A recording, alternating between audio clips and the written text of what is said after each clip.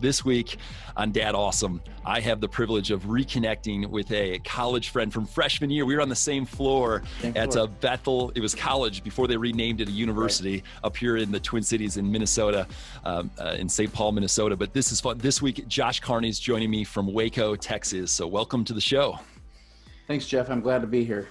Yeah, well, it's fun. Michelle Lewis, our mutual mentor friend, that was, so instrumental in our lives, both our lives in the college days, reconnected us through Facebook. And just her message, I was like, I have to reach out, reconnect with Josh, learn about your family, your church, and just ask some questions that'll be helpful for all of us listening, all of us dads listening. So can you help, though, Josh, just the listeners that haven't met you before, get to know your family, talk about your kids, their age range, how long you've been married to Lindsay, and what you're up to for leadership these days. Yeah. So Lindsay and I, we talked the other day, we dated in high school, and, like so many cliche relationships, broke up her freshman year, got back together, got married. We worked separate camps our senior year of college, came back, got married like the end of July. July is kind of a hot season for there you go. Yep. June, July. And then we moved down here a week later. She started teaching. I did seminary right away, hit the ground running. And then we got pregnant with our first, I guess it would have been that summer before my final year. So Roy, our firstborn, was born on March 20th, 2007. Okay. And then we had another one right away. Lillian was born in 2008. And then we had Mabel in 2011. We had one miscarriage. And then we had Wendell in 2014. And then this last year, we got licensed to be foster parents. And we did a couple of what's called respite placements where we give other foster care, because you got to be licensed to do that, but it's not quite as strenuous. And then we got our first full-time placement in January. So they've been with us, I guess, 3/4 of a year already now. So I call them Otis and Stella. That's not their real names, but then I can talk freely. Yeah, sure, for the podcast. Oh, yeah. Man. So a family of 8 right now. Yeah, we're family. We got one of our purchases to get ready was, my parents, of course, the joke is about the pastor's van. Have you ever heard that song? You can't get to heaven in pastor's van. No, but you want to sing it for us? Or no, I don't want to sing it for you. You'll lose all your subscribers in one episode. Anyways, there's so many tropes about pastors that I was like, first of all, I'll never be one. But then beyond that, I won't, I'll get a Suburban or a cool car. Sure. But we got a gray minivan. But then like 2 years ago, we bought one of these Nissan NV12 passenger vans. Oh yeah, I'm familiar. So like my dad and mom at one point had a big blue van, and it's just like, now I have a big blue van and I'm a pastor. You're rocking it. Yeah. So we're hard to miss coming down the highway. Amazing. And talk about the church that you lead in Waco. Yeah. So UBC is right next to Baylor in Waco, Texas. When I came here in 2004, David Crowder was a worship pastor. He was part of the staff that hired me. And I mentioned his name just because, he has a lot of people know him. Yeah. But him and his buddy, Chris C., who's down in Houston now, he started Ecclesia. He's kind of been a mentor figure to me and a good friend. They started this for they found out even at Baylor, which is, I think, the largest evangelical university in the world, like 80% of kids that either stopped going to church or weren't going to church. So let's do this. And it was one of these rare success stories of just 2 kids who didn't know what they were doing, throwing something together. And a few weeks later, they had 600 kids. Of course, the church has evolved a lot. When I came in, like I said, 2004, it was 90% college kids. And so, but it's grown. Like a lot of the people who were holding the faith that way when I came in 2004 through 7 in seminary had kids and stuck around. And so we've had to make adjustments to kind of accommodate what does it mean to be, have the same ethos, but grow up in a world where you have nursery workers and a finance team and HR and all that. So that's a lot of what I've done for the last 13 years is kind of help the thing become an institution instead of a movement. Yeah. I should mention this because some of you are listening and not watching on YouTube, but your pink headphones that with ears those are your daughters, you said? Yeah, and we talked about this. Every Apple product you buy now, it gives you those headphones for the iPhones, and I have the AirPods, but sure. I can't get them to work, so I've got that's how dumb I am. So I have her Pink Bunny, I guess, are headphones? Yeah, Pink Bunny headphones. Okay, and they're working wonderfully. It fits the podcast, though, doesn't it? I love it. You're the first, though, to wear Pink Bunny headphones. This is like the summation of my life. This is like the best option I have because my house is overrun with totally is an dad life accessories that can be usable in this case for a dad podcast. So that's fun. Well, let's go a direction of eyes lighting up with wonder. I love talking about what causes a family to just like live more fully alive, and what causes just any recent stories of your kids. Like you could tell they're thriving, their eyes are glowing. Whether it's an activity you did together, an adventure, or just any kind of highlight dad moment recently. Yeah, so I two things come to mind. The first is I usually take about 3 weeks in the summer to just travel. And so it's like a longer vacation. And this summer we rented a house with my sister in Maine for a week. And then after that, we headed over to where we're from, over in Wisconsin, to spend a week with my wife's parents. But on the way, we did 5 or 6 national parks with the kids. And I think we've gotten them the bug in them. And so we love traveling. My wife is a champion at getting 6 kids, 13 and under, to be fine in the car for it was like 40 plus 50 hours. I don't know. We broke it up, but we really connected that way. I think that was very meaningful for all of us. The other thing, just to point to something, my 12-year-old is on the last Harry Potter book and has been reading ferociously. Yeah. And so after she's finished each one, the 2 oldest, Roy and her, and me and my wife will watch movies, but we also have one of the Harry Potter games. Oh, cool. And, I'll be honest. I always say in sermons, my wheelhouse is going to be from like 12 to 18. That's really when I'm going to come alive. Sure. Little kids are tough for me. Of course I can show up mechanically and provide for needs, but it's been very fun for me as they have stepped into places where they can engage me cerebrally, or I can engage them. Yeah. And so the Harry Potter game is a great example. Roy, I've taught him chess, and we do that. That's fun.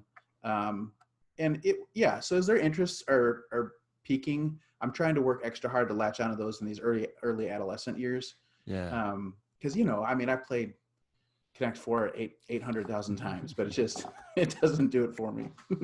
Jenga, whatever. Yeah. So. Well, what you're getting at, though, I want to go a step deeper there, Josh, like acknowledging the fact that there are seasons of dad life that there's less that I can do, or it's just, man, it's taking more life from me than something that I look forward to. I mean, how would process that out a little further as far as some of those seasons and how to acknowledge, but then to still stay present in those moments. Can you talk about that? Yeah, that's a great question. And I appreciate the candidness of the podcast and just that sort of vulnerability. Yeah, it is really hard. And you know what, we'll just step into this. One of your questions was what's hard is, so 1.5 to 2.5 is like my favorite age for just pure cuteness, observing, watching. And we have that right now with our foster daughter, Stella. But when we got them, Wendell was 5. And I had forgotten how easy our life had become. Sure. For me, it's not the diaper changing. It's not the mechanics of brushing teeth every night after you've done dishes and putting people to bed. For me, it's sort of the emotional attentiveness and the constant demand. Sermon writing and in writing in general, it's a hobby for me. To do that well takes long periods of uninterrupted time. And that's so hard to get. And it's been extremely hard to get in COVID because I've been working from home basically since the middle of March. Yeah. And so the war within me is, these are 6 of the most precious people in my life. And I cannot show up emotionally in the way I want to. And it's not even getting mad. It's just like, this time it's a beat and it's going so fast. And my son's 13, and to miss that. One of the things I was going to mention is I started therapy almost 2 years ago, just an outlet. And my number one struggle, we've kind of boiled it down to, is struggling to connect with my own emotions. And the subsequent piece of that is a real difficulty to be present. I'm very future oriented and thinking about the future and living in the future and dreaming about the future. And then when like the things I plan for and the successes I have don't stay around to celebrate them because I'm already off doing the next thing. And that can be really detrimental as a dad. Wow. One, therapy, a Christian counselor, like for me has been game changer as well in so many reasons, from, processing and grief and losing my dad, Yeah. passing away 9 months ago, to marriage. Those have probably been the two: grief and then marriage, just conflicts or trying to get back on the same page. But for you to actually have that awareness that it's actually the way you're living for the future, or processing, what a gift. And how much, go ahead and encourage for a moment other dads to consider taking a step. Can you disarm it a little bit and Yeah, well, encourage I'll dads? tell you the story, and I tell this intending it to be funny. Yeah. Because it was not received the wrong way at all. But we were having, my wife and I, one of our knockdown, drag out fights. Okay. And at this point, I had been flirting with therapy, and the barrier for me is not stigma at all. I know that is for some people. I have no problem admitting that I need emotional help. For me, it was just like the mechanistic of searching looking through my insurance and finding somebody I trust. And in Waco, it's about 250,000 people, but within that, the Baptist world is really interconnected. Finding somebody who I didn't already know and who wasn't like a friend, or somebody who, just Waco being what is that, we had kind of had a intimate exchange before, knew all my stuff. So my wife and I are in this fight, and she's like, "You need therapy." Yes. And of course she said it pejoratively in the moment, but it didn't strike me that way, that wrong at all, because it had already been on the table. And so in the middle of this really tumultuous fight, I'm like, okay, that was like the push I needed. So I ended up finding a woman who had just moved to Waco and has been just magnificent. She's so talented and gracious, and she can handle all my nuance and who I was. And she didn't know anybody, and she didn't know anything about me, so it was perfect. And for me, actually, this season of COVID, doing telehealth, doing via this Zoom call versus the waiting room is always the most awkward moment for me. The waiting room of how long is this going to last, and who am I going to bump into in the waiting room? So anyways, always want to be a fan, a cheerleader of dads who are willing to take the step, even if it means their wife yelled at them to take the step. That's okay. It doesn't matter. Taking the step is a courageous thing to do. So let's go a little bit backstory. So talk about your dad, because I think it's fun to help see, what did your dad do that you actually are trying to model after, and then also if there's any paths that you're like, no, I actually am doing this different than my dad did, as you're your father and your 6 kids. So talk about your dad for a moment. Yeah, so my dad, in a lot of ways, our lives feel similar. He had 2 great loves in his life. One was flying helicopters. He flew in Vietnam, and then he became a pastor, and of course it was ministry. And my brother ended up, he's a colonel in the military, and I'm a pastor. So wow. The apples didn't fall far from the tree. And he had 4 kids. We have 4 kids, 2 boys, 2 girls. I have a gray minivan and a blue van. Yes, pastor van, yeah. The pastor. So, the church I grew up in was a small, non-denominational, charismatic church. And I always tell people it was a church full of Flannery O'Connor characters. You know what the northern Wisconsin life is like. We had 2 mills and a Harley plant. That's kind of what floated the town financially. That's it. And a lot of blue-collar, salt-of-the-earth people. And I went to Bethel from my church thinking, I'm going to teach these Baptists what the gifts of the Spirit are. And of course, I was humbled, and I had my worldview expanded and made great friends, and incidentally became Baptist, stumbled into it.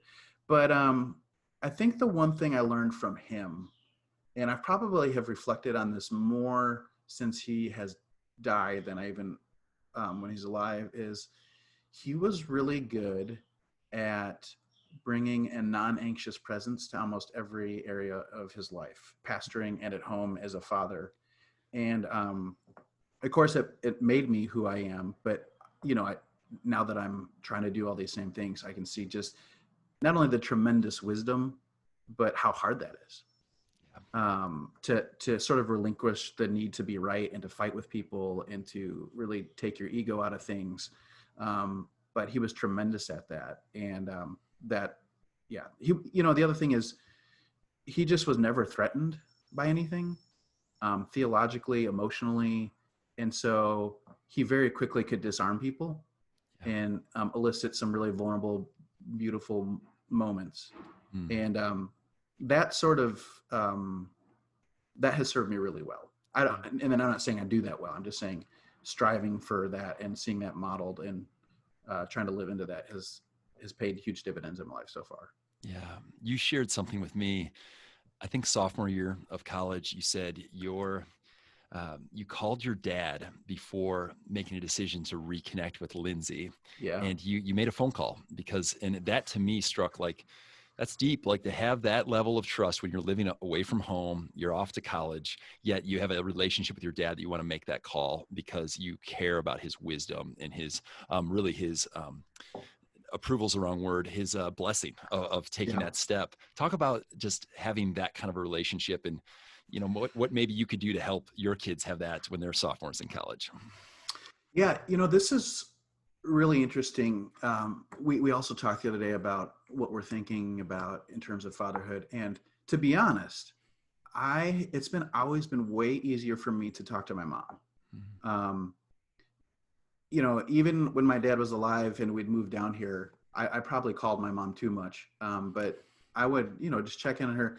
And I don't know what it was. Carney males, me and my brother the same way. It's hard to do intimacy with each other, except for in that very large moment when you're right. I called him that night and I said, I'm going to get back together with Lindsay and we're going to get married. I knew I had made up my mind, and I knew, you're right. Like I needed his blessing. And it's interesting for me that I had that instinct in that moment. And we can get into a little bit about why I think that is later. But yeah, I wanted to talk to him. I needed to talk to him. And there's the other thing is he was going to tell my mom anyways, but I also think he just could handle those moments better and knew what to do with them. Sure. So I'll tell you another story about him. Please. That was very formative for me. So when I was in high school, I had made a series of really, really bad choices that, had I kept on that trajectory, would have put my life in a really bad place. And, you can guess, it's kind of the sex, drugs, rock and roll sort of thing. And I remember when we sat down to talk about it, and it was that same thing. And it wasn't so much what he said, but what I expected him to do and what he didn't do, which was be threatened. And he just very calmly listened to me and sort of probed me and melted the layers around my heart and prayed for me and, saved my life in that moment. Wow. I mean, just that short little story that you shared of wanting to be a dad who can stay calm, melt layers around, and then pray. Like those steps. Could I just do that? My daughter, my 6-year-old daughter, last night around washing dishes, it was a throwdown. It became a throwdown around washing dishes. And then this morning I left him in the sink intentionally so we could revisit, and then we could actually let's do this together. And it was another throwdown. It was like, What is happening?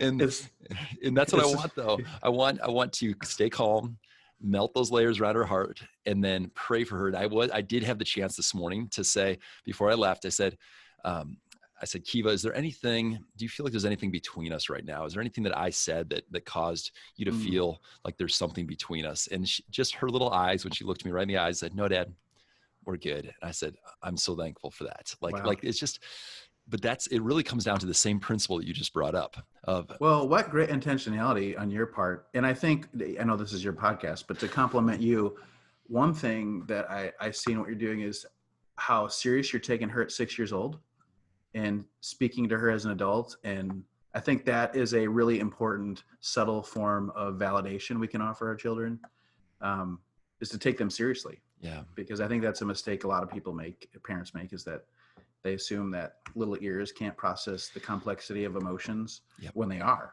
Yep. And if they don't figure it out in the moment, they're going to figure it out eventually in counseling or somewhere else. Yeah, that's really a great observation. Pain, for me, that's been the areas that I've had to process the most with my wife and my daughters, is like pain has caused no, we need to pause and actually take this seriously because we've walked through something hard. And I'd love to know if you and Lindsay, it could have been pre-having kids or through the young parent season, if there's anything that really hard that you guys had to walk through. It could be the story of your dad passing away. It could be another story, but just something painful that caused some type of a parenting breakthrough of like, oh, it changes the way that we are now parents, that we walk out this mom and dad role. Can you think of any stories like that were like valley moments that led to an aha moment? Well, yeah, I can tell you two things. One will be pretty vulnerable, and I don't have a problem with that. I just, I don't know who your listeners are. So to go back to the series of poor choices in high school,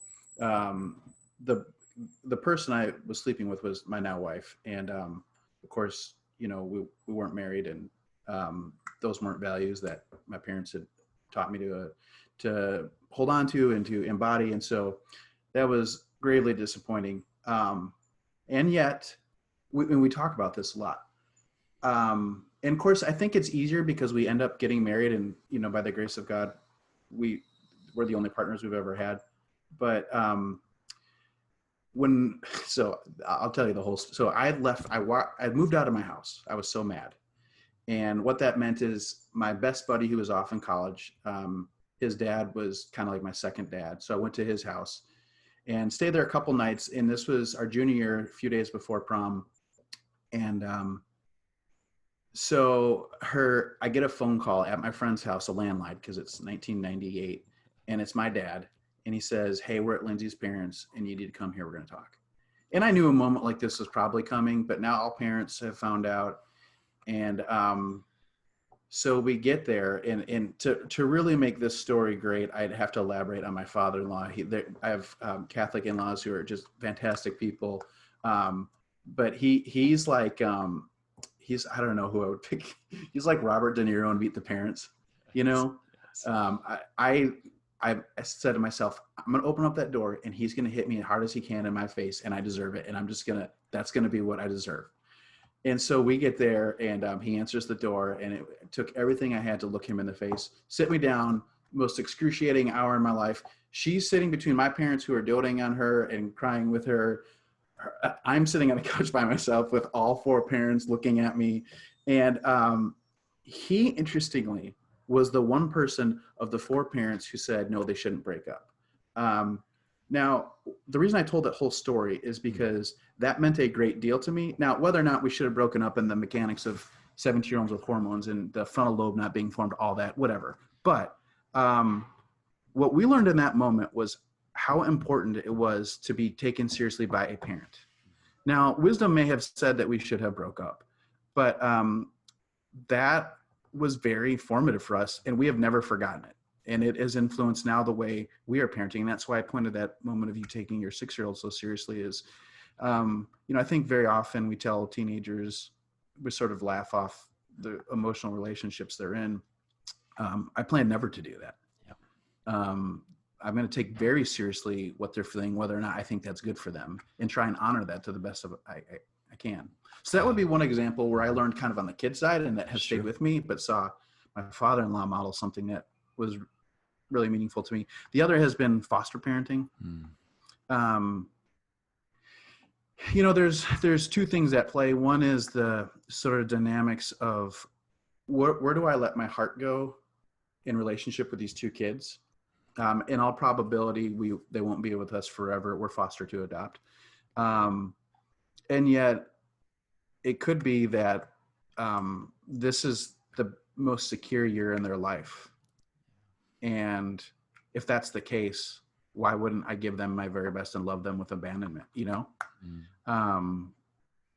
And so I have had to think hard about how, and I don't know, it's just, there's something, C.S. Lewis talks about Storge and the four loves, and this sort of prefabricated love we have for our biological children. And you see them when they're born, and something erupts in you that you didn't know existed.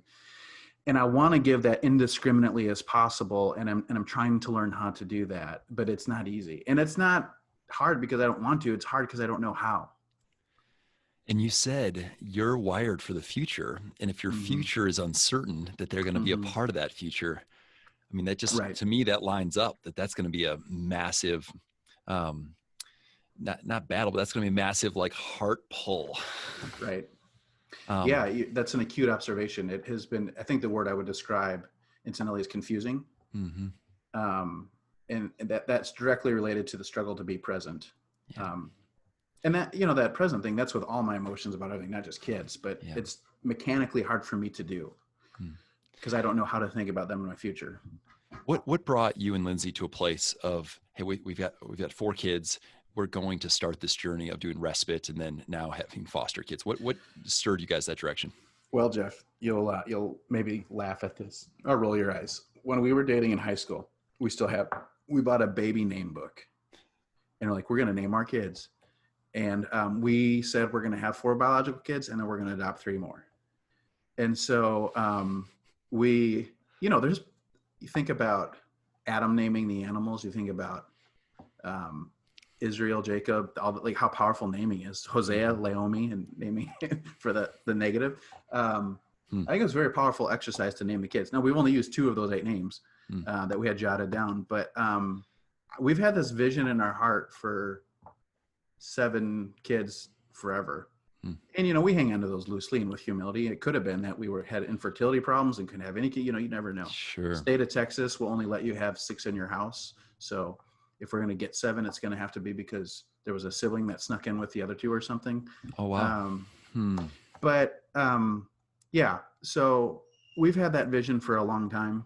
I remember the very first time we got pregnant with Roy.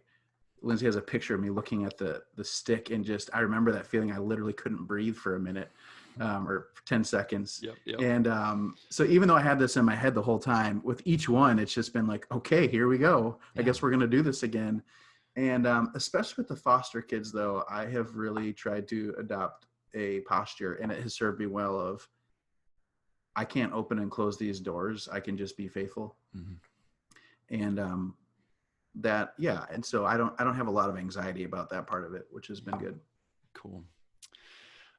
We call this podcast Dad Awesome. So we have to ask the not so awesome dad question. So talk about a dad mistake, a dad fail that caused, you know, pain to your kids that you learned from, and what you learned from it.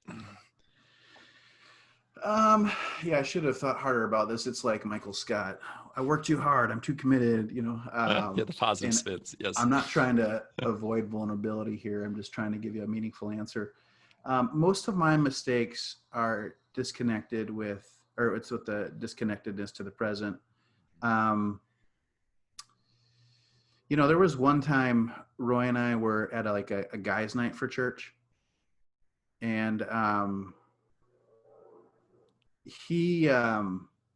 there was like a pond or something, and I kind of had scolded him for getting too close. You know, Texas doesn't have great water. It's like there are no environmental regulations. And then something else happened where I, you know, and when in the moment, I didn't even think about my interaction, but like he was sitting in the car, like later in the night, I found him. And he wasn't playing with the other boys there.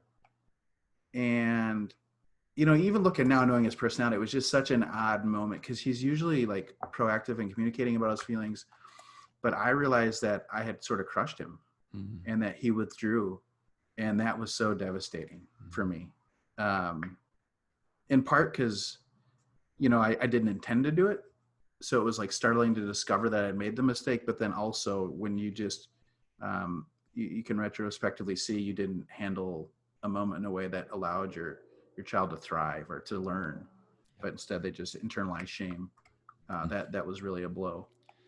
And I mean, the fact that you mentioned internalized shame, like that we're dads that can feel the pain of a mistake and actually acknowledge it and pause, and versus, I think it's the default with busyness, with life is full, to just, let's move past that. Let's move past that. They're okay now. Let's move past that. And that those add up over time to cause what could be great pain and baggage to our kids. So I think those stories are important to tell, stories of these moments, because that keeps us aware of their hearts and the potential that there's buildup happening.